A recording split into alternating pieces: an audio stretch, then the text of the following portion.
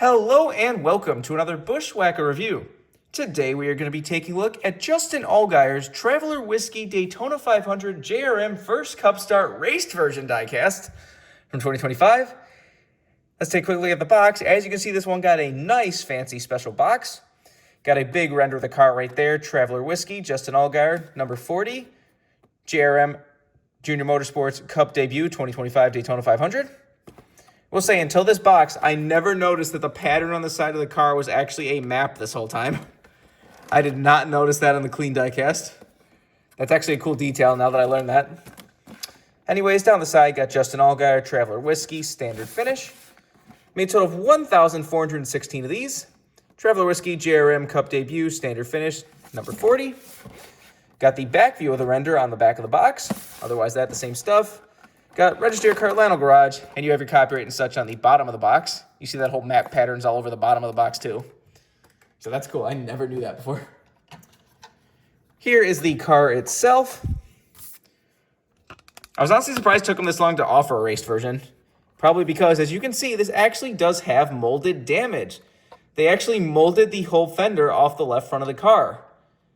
Does look like it would have been up a little bit farther, like you can see right there. You can see like hood hinges and stuff where like I guess even this piece of the car was gone, but they probably couldn't cut off that whole chunk of the car because then there would be like, it would probably ruin the stability of the mold. But the fact they actually cut out a bunch of this car is just fantastic.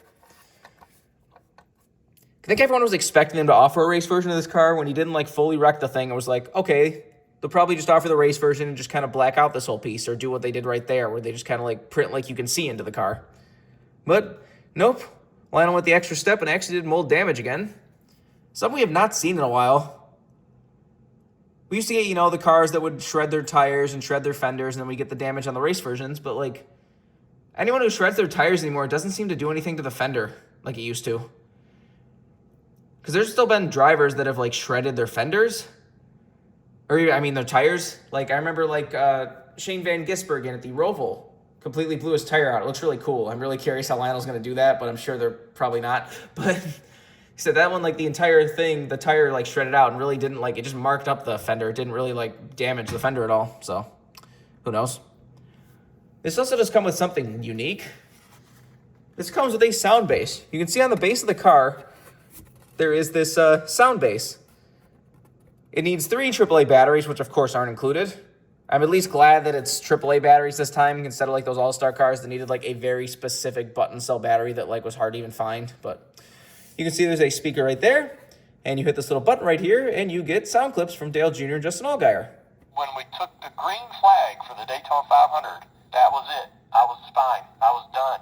I would have been just thankful to be in the race. I told Justin, I said, I don't have any expectations. Don't think about what I want or what I would expect you to do. You drive the car. You use your knowledge and your experience of all your career to choose what you want to do in every moment. Across the finish line, looked down at the time and the score and saw we were inside the top 10.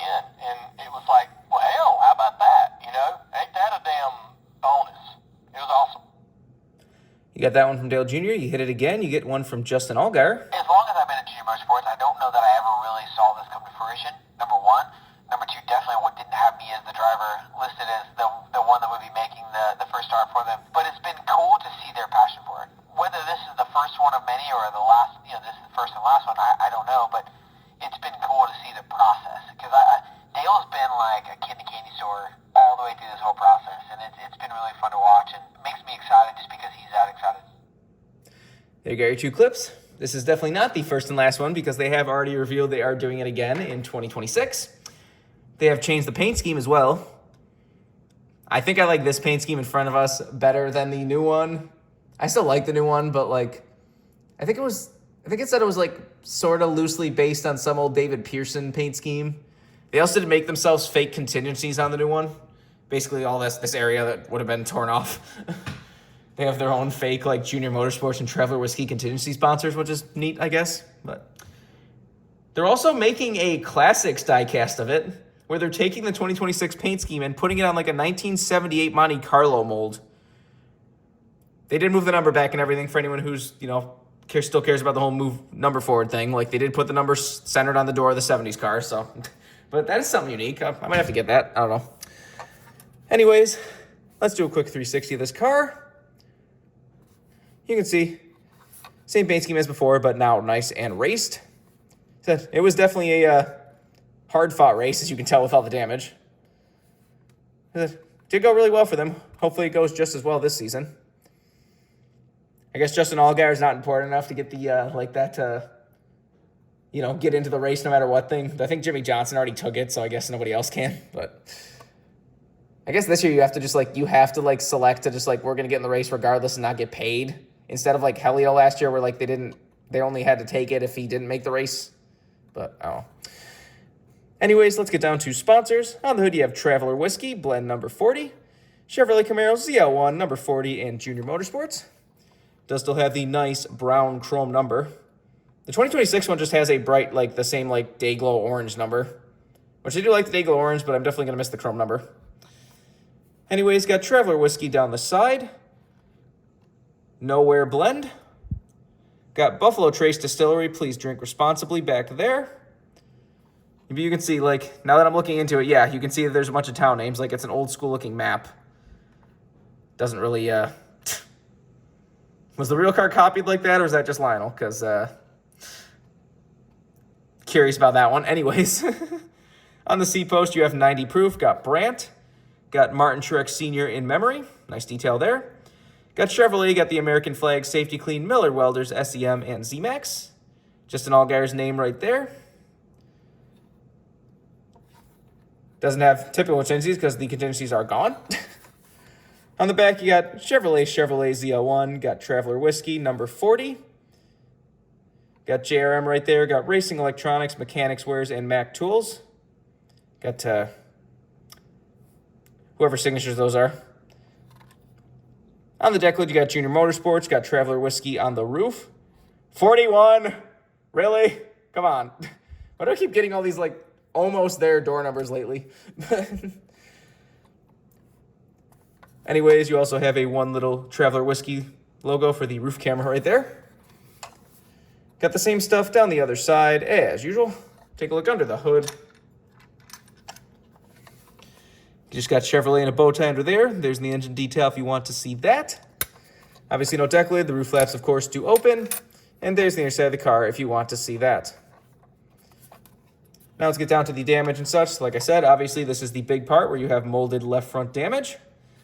You can see right into the car right there. Color of this car is really screwing up the lights. You can see all the tape and stuff. I forget exactly who he hit. Which wreck did he actually hit somebody to cause to rip the whole fender off like that? But it's all nicely taped up and such. You can see the nose is beat up on the left front. You see there is tons of dirt, debris, and tire and rubber buildup and all that. So you got a big piece of tape right here on the right front fender. More marks and stuff. You can see a split in the door panel right there. Looks like you got hit in the door at some point. More marks and grime and stuff. More rubber buildup around the back. See, there is dirt and rubber and stuff on the spoiler. This is the orange back with the black front. You see you have a weirdly split American ethanol port. Obviously the sponsorship's gone, but they still have the green. And it's split at the bottom. That is accurate to the real car. That's not like a Lionel screw up. But you can see more marks and stuff down the side. And that's about it. So definitely cool. This is definitely something unique. They did finally make a 1/64 scale of this car also. Not the raced version or the damaged version, but they're making they finally found a way to make the clean one, even though it's the hard alcohol. It's in one of those, I don't know if anyone remembers, there was the boxes of Winner's Circle, Budweiser, a beer sponsored Winner's Circle cars from 2007 and 8. Because they did make them, but they were glued onto a base, and they had that bigger 1/64 scale box with the little kind of mini case thing around it. Because I guess they were supposed to be adult collectibles. They're not supposed to be kids weren't supposed to buy them. And that really looks about what that is. We have to pick one of those up when that comes out, because I'm sure they're making an insane amount of those. Just like this has, just the ARC version has 1,400 made. And they made this in every version they could think of. This was made in all forms multiple special finishes. They even started a brand new whiskey special finish for this car. I was checking on one of my dealer. It's like a liquid color, but like whiskey color, but like kind of like a liquid color type look to it. It does kind of make the number and logos and everything completely disappear on this car, which does look kind of cool because like everything's like muted out except for the bright neon Dayglow orange. So I believe they're asking the whiskey finish for the new 2026 one as well. Are they only going to offer that for whiskey cars? Because this is like the only whiskey car left. So is that a special finish we're never going to see beyond just these Allgaier 40 cars? I don't know. Anyways, if you want this card as a brand new release, you can get it right now. I would not be surprised if this thing disappears still, even though they made so many of them, because everyone knows how popular the clean version of this car was, and how instantly rare that got. So wouldn't be surprised if this one also just disappears, even though they did make a lot of them, because they made a lot of them because so many people ordered them. I don't think this is ever going to get as rare as the original clean one, because I'm sure there's a lot of people ordering this one thinking it'll get as rare. That's the same thing that happened with, after he made the race, they made like a color chrome version of this car that had like a JRM first start logo, probably that logo that was on the box of this car, like stamped on the base of the car. And that was like a color chrome that got like 1,000 made. I think like everyone was just like, I guess, hoping that that would be rare too, but that always happens every time.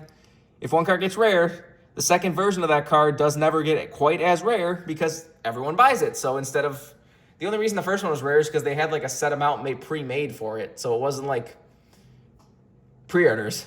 But anyways, remember, for every diecast needs, you can go to circlebdiecast.com. And if you use the code BWhack, you can get $5 off shipping on any order over $30. So go check it out if you want anything. But that's pretty much all there is to say. This has been a review of Justin Allgaier's Traveler Whiskey Daytona 500 JRM First Cup Start Race Version Chevy from 2025.